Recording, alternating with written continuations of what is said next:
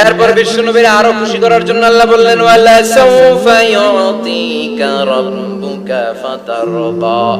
ও নবী, অচিরে এমন এমন জিনিস আমি আপনারে দান করব, এগুলো পেয়ে আপনি খুশি হয়ে যাবে। কে বলে? কারে বলে? শুনতেছেন? বুঝতেছেন?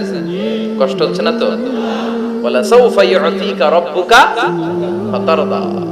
অচিরেই এমন এমন জিনিস আমি আল্লাহ আপনারে দান করব। ওরা আপনারে গালি দেয়, ওদের কথা আপনার মন খারাপ, আপনি হতাশ, ভয় পাবেন না নবী, হতাশ হবেন না, নিরাশ হবেন না, আমার উপর ভরসা রাখেন না। এমন এমন জিনিস আমি আপনারে দেব, ফাতারদা, ওগুলো পেয়ে আপনি খুশি হয়ে যাবেন। সুবহানাল্লাহ পড়েন। আল্লাহর কাজই হলো বিশ্বনবীরে খুশি রাখা। Verily I'm going to give you something that will make you happy. এমন জিনিস আপনারে দেব নবী, আপনি খুশি হয়ে যাবেন।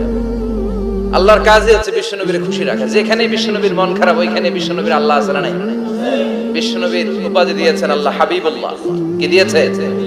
আর সাইয়েদনা ইব্রাহিমের উপাধি খলিলুল্লাহ। দুইজনই আল্লাহর প্রিয়, দুইজনই উলুল আজমি মিনার রাসূল। কিন্তু খলিল মানেও বন্ধু, হাবিব মানেও বন্ধু।